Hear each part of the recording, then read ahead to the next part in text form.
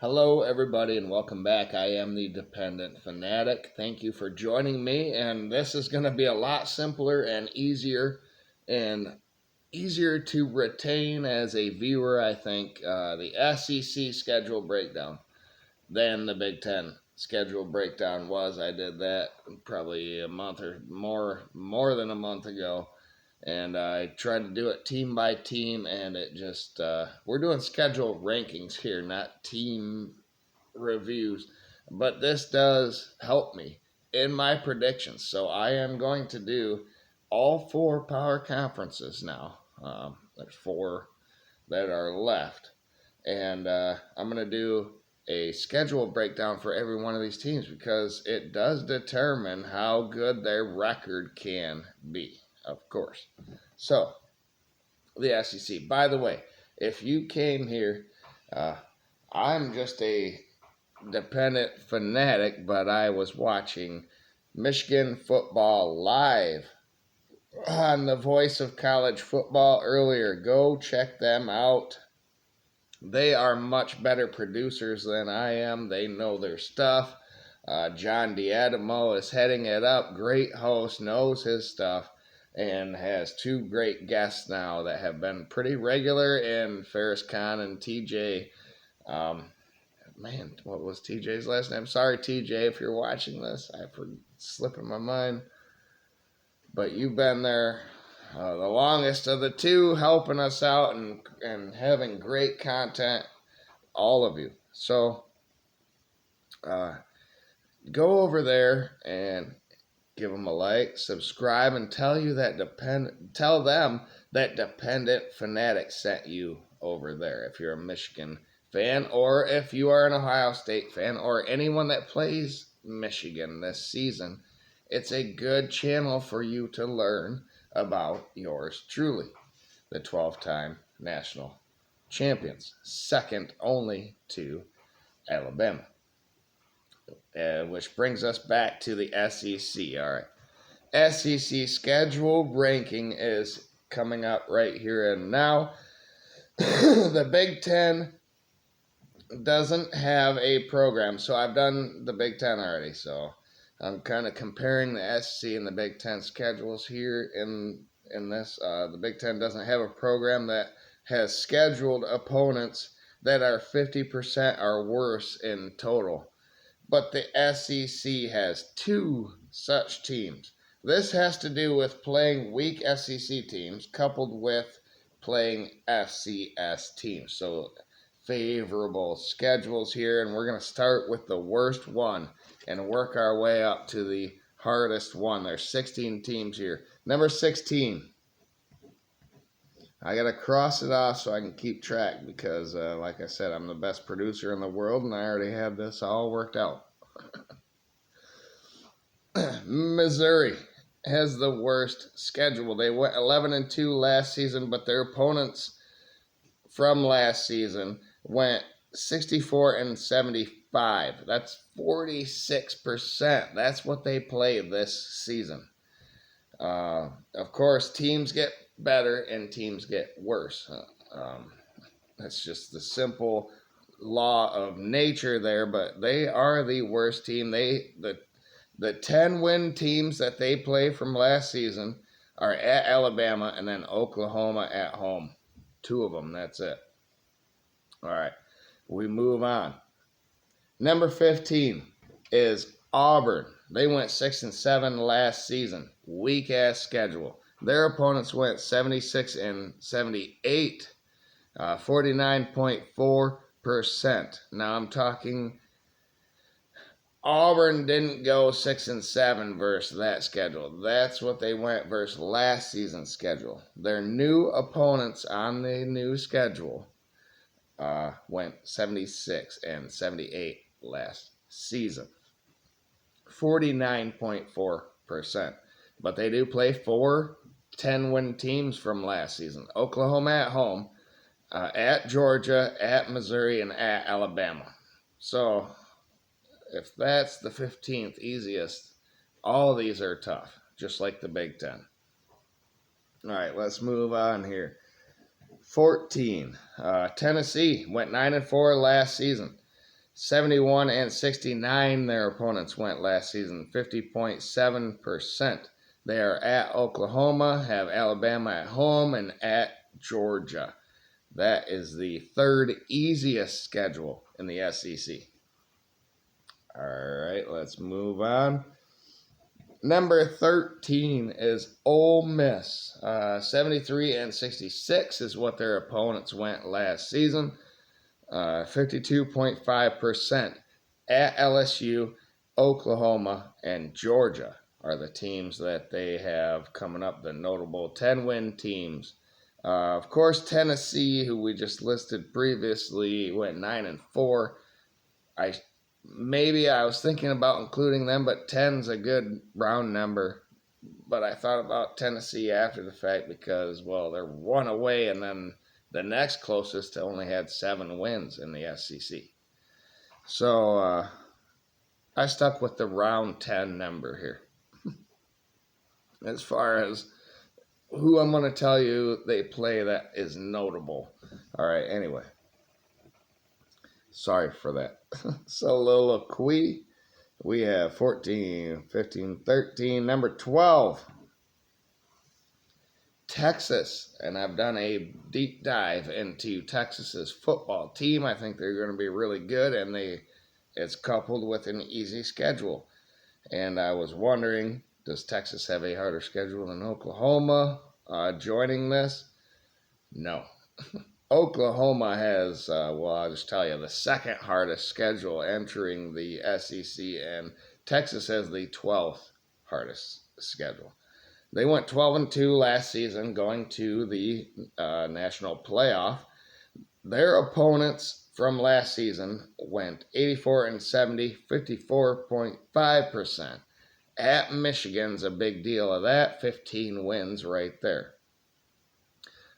Oklahoma and then Georgia are at home for them, so it's relatively easy with the caliber of a team that they have coming back. Number 11 is LSU. LSU, I might start rethinking what I think of this team because of the schedule. They went 10-3 last season. 79 and 62 was their opponents from last season. 56%. We're getting better here. But their 3 10-win teams are all at home for them. Ole Miss, Alabama, and Oklahoma, and they're all spread out. So we'll see what they can do under Brian Kelly. Number 10 is Texas A&M, another team where everything's spread out. You could argue they have the harder schedule than the team I just LSU. Yes, they have a harder schedule. Texas A&M was 7-6 last season. 85 and 58 were their opponents. 59.4%. So we're jumping up here in difficulty on this on these rankings. Notre Dame, Missouri, LSU, New Mexico State, believe it or not, had 10 wins last season, and Texas are on their schedule, all 10-win teams. They are all at home. 5, all of them, and they're spread out for the most part, 4 of them, so maybe they can knock a couple of these teams off at home and improve on their 7-6 season from last year for Jimbo Fisher. Number 9, Arkansas went 4-8 last season. They have the number 9 hardest schedule in the SEC. 88 and 53, 60.2%. They are at Oklahoma State, LSU, at Miss, Texas, at Missouri. 5 10-win teams that they have to play from last season. All right, we're getting harder here. Number 8 is Georgia. They went 13-1 last season, lost to Alabama, beat the hell out of Florida State. 86 and 56 and I did a breakdown on their roster this season as well so far, so go check that out. 60.6%. They only have 3 10-win opponents next season. At Alabama, at Texas, and at Ole Miss. They're all on the road. And I predicted that they would lose one of those games, but that was the only prediction I had for them. As I said, they are coming up here later. All right, number 7 had the same win percentage, but I figured theirs had to be harder because they have not beaten Georgia in a long time, and that is Kentucky. 7-6 last season, 86-56. They were 60.6%, but they have 5 10-win opponents. That right there makes it harder, in my opinion. Georgia at home. Ohio from the MAC, believe it or not, 10 wins from last season. Yeah, like I said, teams can digress and teams can get better. But Ole Miss at Ole Miss. And then at Texas. And then Louisville at home for Kentucky. The 6th hardest schedule in the SEC is Alabama. They went 12-2 last season, another playoff opponent. That actually Michigan beat this one. 12-2, 88-55, so 62.5%. They have 4 10-win teams from last season that they have played: Georgia and Missouri at home, LSU and Oklahoma on the road. All right. We're moving along here. Number 5, South Carolina, 5-7 last season. 87-52 will be their opponents from last season. 62.6%. LSU at home, Ole Miss, at Alabama, at Oklahoma, and then Missouri is what they have to play. It's getting pretty brutal. Number 4 is Mississippi State. So there's a theme here where the top 4, kind of 3 are your worst teams. But that goes into, well, you can't beat Georgia if you are Georgia. So these worst teams have the harder schedules because they won and the worst teams did not. But except one, which I said already, Oklahoma. But number 3 is Vanderbilt. Did I do number 4? Mississippi State. Mississippi State went 5-7, 89-53, 62.7% last season is their opponents. 5 10-win opponents, 3 on the road. Toledo at home. Toledo, another MAC team that went 10 wins. I believe they were the winners of the MAC last season. At Texas, at Georgia, Missouri, and at Mississippi to end the season. Number 3, hardest schedule in the SEC is Vanderbilt. 2-10 they went last season.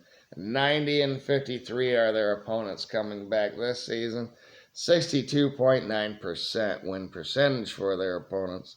At Missouri, Alabama, Texas, and at LSU are their 4 10-win quality teams.